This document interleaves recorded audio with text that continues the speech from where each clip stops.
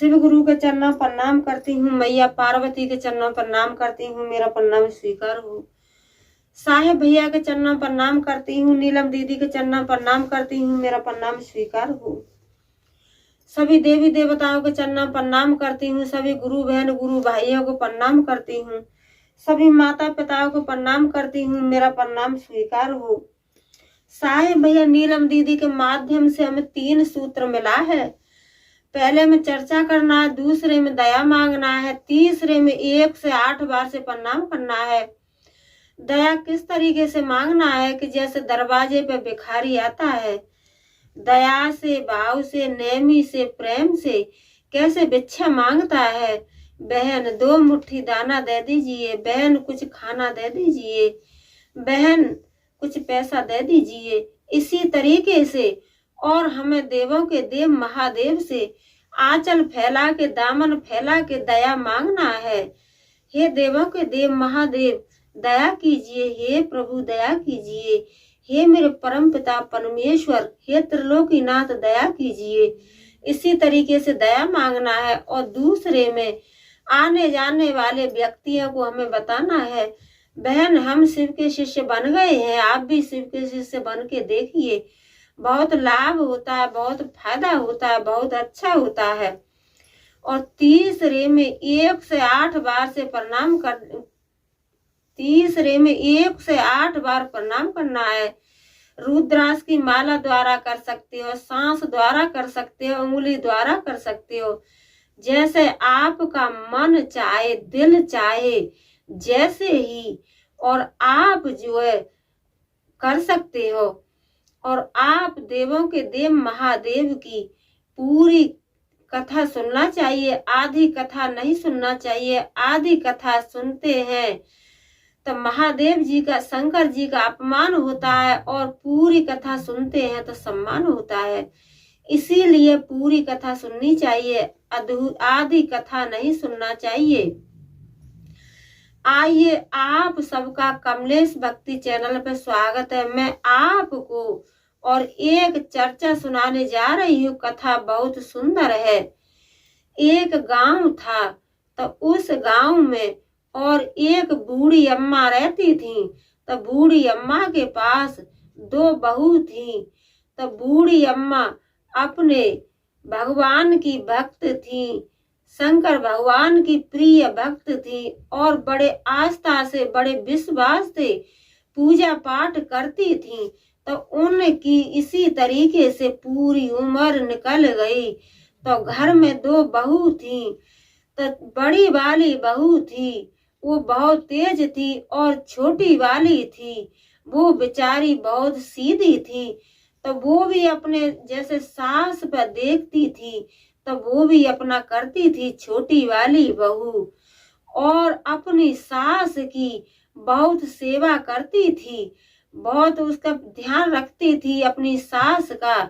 और बड़ी थी, बड़ी इस बात पे बहुत चिढ़ती थी कि बहुत ध्यान रखती है। और बुढ़िया माता थी कि उनका सुबह का नहाना धोना और अपने देवों के देव महादेव का पूजा पाठ करना, 3 सूत्र का पालन करना, और बड़े आस्था के साथ, विश्वास के साथ और अपना पूजा पाठ करती थी। क्यों कि बूढ़ी अम्मा की तो पूरी उम्र निकल गई।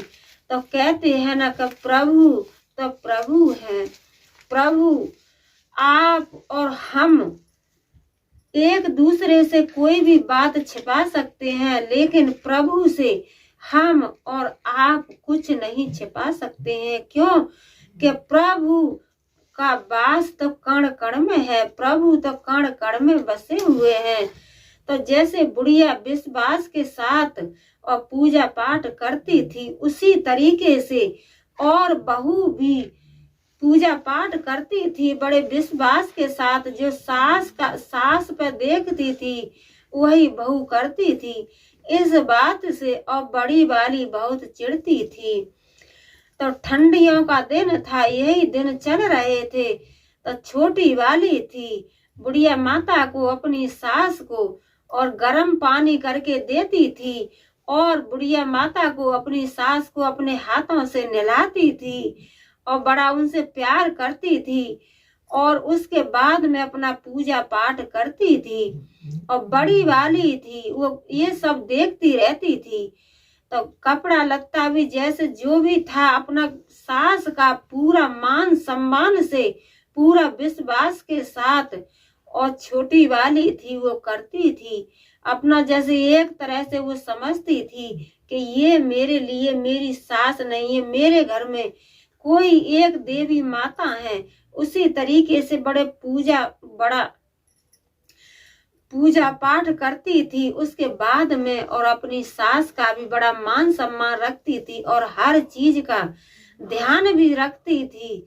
तब बुढ़िया माँ को कुछ समय बाद, जैसे धीरे धीरे, बुढ़िया माँ तो अपनी बूढ़ी ही थी, तो छोटी वाली थी वो कुछ दिन में और अपनी सास को अपने हाथों से नहलाती थी।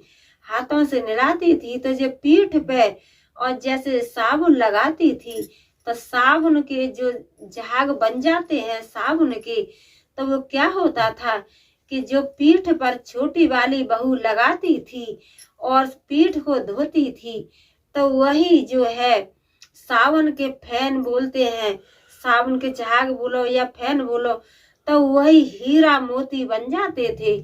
लेकिन छोटी वाली बहू थी, उसे इतना कुछ जानकारी नहीं था। वो तो अपना जैसे नहलाई बूढ़ी माता और अपना पूजा पाठ अपना ने भी किया और बूढ़ी माता ने भी किया, इसी तरीके से चलता रहा।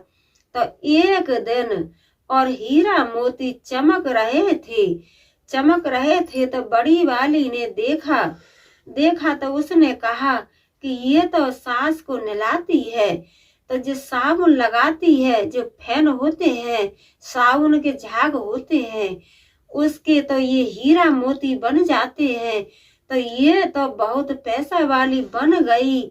और ये इसीलिए और सास की सेवा करती है, इसीलिए ये सास का कहना भी मानती है और सास की सेवा भी करती है। तो ऐसा क्या था कि सारी कृपा देवों के देव महादेव की है। कहते हैं कि जो श्रद्धा और भक्ति से उनका पूजा पाठ करता है, एक लोटा जल का अर्पित करता है, तो उसको भगवान कहीं न कहीं फल जरूर देते हैं। कहते हैं कि भक्ति के अंदर बहुत बड़ी शक्ति है। जो इंसान दिल से मन से भक्ति करता है उसके लिए शक्ति अपरंपार मिलती है, कोई चीज से वो कष्ट में नहीं रह सकता है। तो बूढ़ी माँ का क्या किया कि बड़ी वाली थी वो आई देख करके और कहने लगी कि अब इतने दिन तूने सास की सेवा कर ली, अब मैं सास की सेवा करूंगी। लेकिन ऐसा कुछ नहीं था। उसने तो जो बाथरूम में हीरा मोती पड़े देख लिए, तो बड़ी वाली कहने लगी कि ये इसने तो पता नहीं कितना हीरा मोती जमा कर लिए और मेरे के तो कुछ भी नहीं है, तो अब मैं सास को मैं नहलाऊंगी और जो मेरी सास हीरा मोती जितना बन जाएगा तो इससे ज्यादा मैं धनवान हो जाऊंगी। लेकिन ऐसा कुछ नहीं था। तो सास को बड़ी वाली लेके गई और जा करके अपनी सास को और नहलाने लगी, तो वही साबुन लगाया, तो साबुन के जो जैसे फैन बने, झाग बने, तो वो हीरा मोती नहीं बने, वो तो झाग के झाग ही रह गए, फैन के फैन रह गए। तो एक दिन देख ली बड़ी वाली, दूसरे दिन क्या की कि बुढ़िया माँ को और ऐसी ठंड में और जबरदस्ती नहलाने लगी और पथरी लेकर के नैया बुढ़िया के हर हर पीठ को खुरचने लगी। क्यों कि हीरा मोती बुढ़िया की पीठ से ही निकलते हैं। तो कुछ निकला नहीं। वो तो ऐसा करती कि पूजा पाठ करती थी, विश्वास रखती थी। तो इसीलिए देवों के देव महादेव उन दोनों सास और बहुओं की भक्ति थे, खुश थे।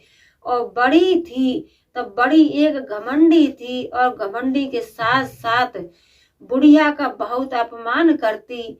तो बड़ी वाली को कुछ नहीं मिला।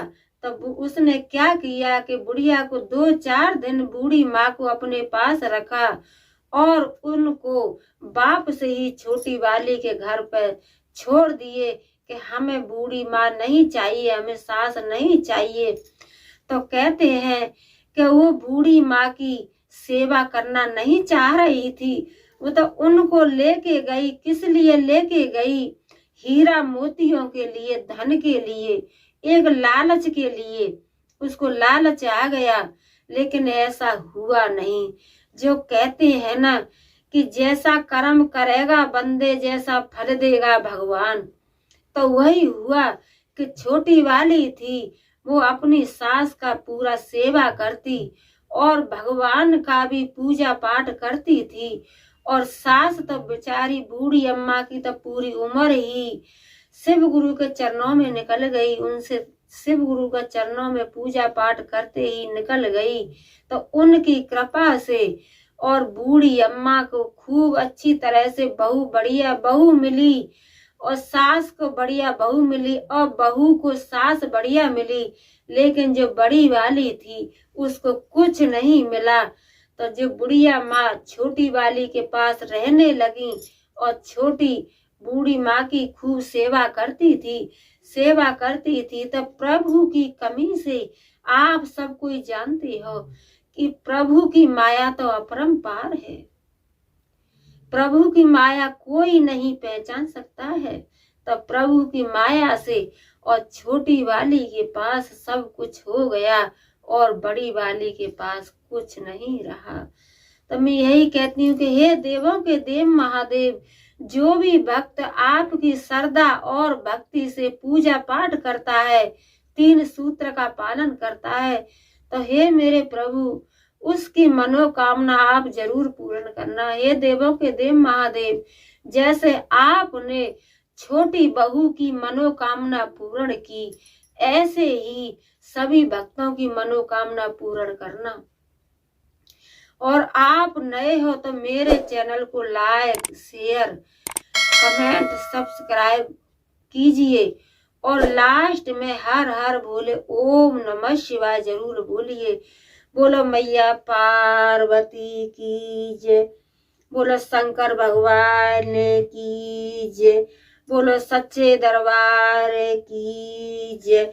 हर हर महादेव।